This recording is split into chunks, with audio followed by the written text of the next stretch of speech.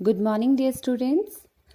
आशा करती हूँ आप सभी घर पर होंगे और सुरक्षित एवं स्वस्थ होंगे। बच्चों, आज का हमारा विषय है सर्वनाम। आज हम करेंगे सर्वनाम की परिभाषा, भेद व कुछ उदाहरण। सबसे पहले हम करेंगे सर्वनाम की परिभाषा। सर्वनाम की परिभाषा अर्थात जिस शब्द का प्रयोग संज्ञा के बदले किया जाता है उन्हें सर्वनाम कहते हैं। बच्चों, सरल शब्दों में हम कह सकते हैं जैसे सर्व अर्थात सब। आप तो सभी जानते हैं कि जो भी नाम वाले शब्द होते हैं वे संज्ञा होते हैं। तो सर्वनामों के बदले जो शब्द प्रयोग किए जाते हैं उन्हें हम सर्वनाम कहते हैं। अब कुछ उदाहरणों से हम देखते हैं कि वाक्यों में सर्वनाम का प्रयोग किस प्रकार किया जाता है। जैसे प्रथम वाक्य है, रीमा ने पूनम से कहा मैं तुम्हें पुस्तक दूंगी। यहाँ पर रीमा ने अपने लिए मैं शब्द का प्रयोग किया है और पूनम के लिए तुम्हें, अर्थात मैं और तुम्हें सर्वनाम शब्द हैं जो रीमा और पूनम संज्ञा शब्दों के स्थान पर प्रयोग में लाए गए हैं। वैसे ही है, रोली ने सीता से कहा मैं बाजार जाती हूँ। रोली ने अपने लिए क्या संज्ञा शब्द प्रयोग किया है? वाक्य में तो पहले रोली है, लेकिन जब वहां पर उसने सर्वनाम शब्द का प्रयोग किया तो रोली की जगह क्या कहा? मैं। इसी प्रकार तीसरा वाक्य है, दीपक एक अच्छा विद्यार्थी है, वह रोज स्कूल जाता है। यहाँ पर दीपक के लिए कौन सा शब्द प्रयोग में लाया गया है? वह, अर्थात वह एक सर्वनाम शब्द है। अब हम करेंगे सर्वनाम के भेद। बच्चों, सर्वनाम के 6 भेद होते हैं, जैसे पुरुषवाचक सर्वनाम, निजवाचक सर्वनाम, निश्चयवाचक सर्वनाम, अनिश्चयवाचक सर्वनाम, प्रश्नवाचक सर्वनाम व संबंधवाचक सर्वनाम। सर्वप्रथम हम करेंगे पुरुषवाचक सर्वनाम की परिभाषा। वे सर्वनाम जो व्यक्तिवाचक संज्ञा का स्थान लेते हैं अथवा वे सर्वनाम जो अपने लिए या सुनने वाले किसी व्यक्ति के लिए प्रयोग किए जाते हैं, वे सर्वनाम पुरुषवाचक सर्वनाम कहलाते हैं। जैसे तू, तुम, तुम्हारा, मैं, हम, मेरा, यह, वह, वे, ये। जैसे कि आप अपने लिए क्या प्रयोग में लाते हो? मैं।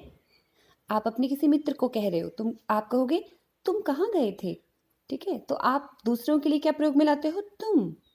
फिर आप किसी अन्य के बारे में बात कर रहे हो तो आप क्या कहोगे? वह, वे इत्यादि। इसी प्रकार दूसरा है निजवाचक सर्वनाम। जिस सर्वनाम का प्रयोग कर्ता कारक स्वयं के लिए करता है वह निजवाचक सर्वनाम है। इसके कुछ उदाहरण हैं, जैसे अपने आप, निजी, खुद आदि। अब इस पर आधारित मैं एक वाक्य बोलती हूँ, जैसे मैंने खुद सारा काम पूरा किया। मैंने अपने लिए क्या कहा? खुद। तो ये क्या है? सर्वनाम शब्द जो हम अपने लिए प्रयोग करते हैं। इसी प्रकार तीसरा है निश्चयवाचक सर्वनाम। जिन सर्वनाम शब्दों से किसी वस्तु, व्यक्ति या स्थान की निश्चितता का बोध हो वे शब्द निश्चयवाचक सर्वनाम कहलाते हैं। जैसे यह, वह। अब मैं वाक्य में प्रयोग करती हूँ, यह पुस्तक मेरी है। यहाँ पर पुस्तक के लिए क्या प्रयोग में लाया गया है? यह। निश्चित है, हाँ, पुस्तक के विषय में बात हो रही है, अर्थात ये एक निश्चित वाचक या निश्चयवाचक सर्वनाम शब्द है। इसी प्रकार है अनिश्चयवाचक सर्वनाम।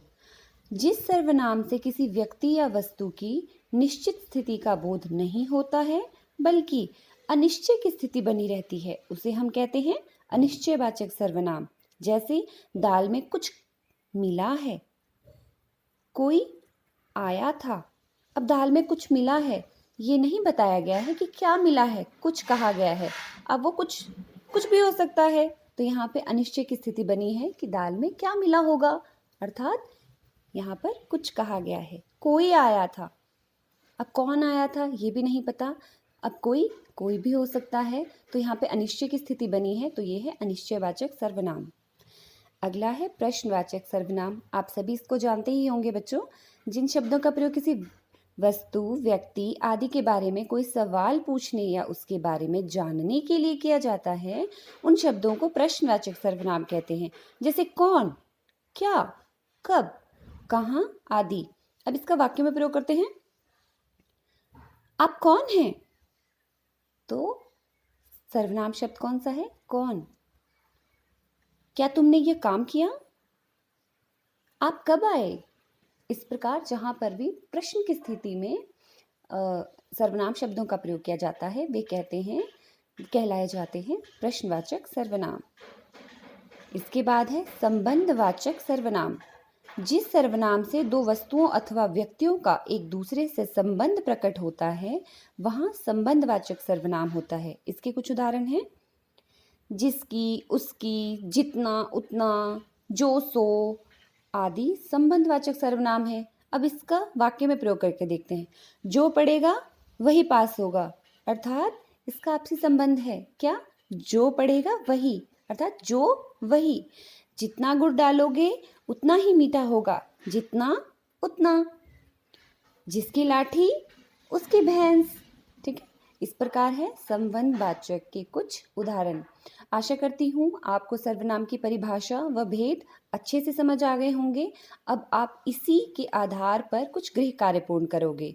मैंने आपको कुछ वाक्य दिए हैं, आपको इन वाक्यों में से सर्वनाम छांटकर उनका भेद भी लिखना है। जैसे जो जगे सो पावे, जो सो, ये कौन सा सर्वनाम है? और ठीक है, इसके बारे में आपको मैंने पहला वाक्य तो बता दिया कि जो सो। अब आपको बताना भी है कि ये सर्वनाम कौन सा है। इसी प्रकार अन्य वाक्यों में आप छांट कर लिखोगे। जैसे घर तुम्हारा है, कौन सी किताब पढ़ें, दरवाजे पर कौन खड़ा है, तुम अपना कार्य स्वयं करो। तो आज का आपका गृह कार्य यही है। धन्यवाद। आपका दिन मंगलमय हो।